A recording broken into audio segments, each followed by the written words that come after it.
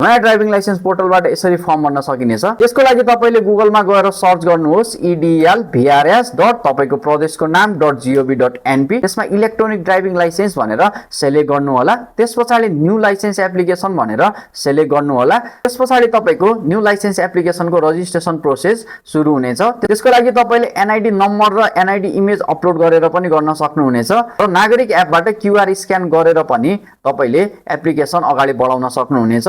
यो detail enter गरिसके पछाडि तपाईको फोनमा ओटीपी आउनेछ।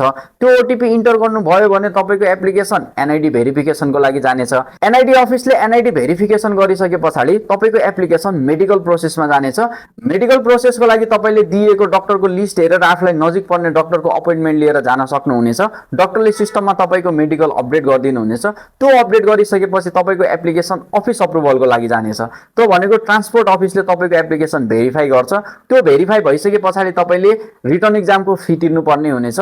रिटर्न एक्जामको फी तिर्नु भयो भने तपाईले रिटर्न एक्जामको लागि डेट सेलेक्ट गर्न सक्नुहुनेछ। डेट सेलेक्सनमा भने कोटा सिस्टम रहेको छ। तपाईले लिखित एक्जाम पास हुनुभयो भने तपाईले ट्रायलको लागि डेट सेलेक्ट गर्न सक्नुहुनेछ।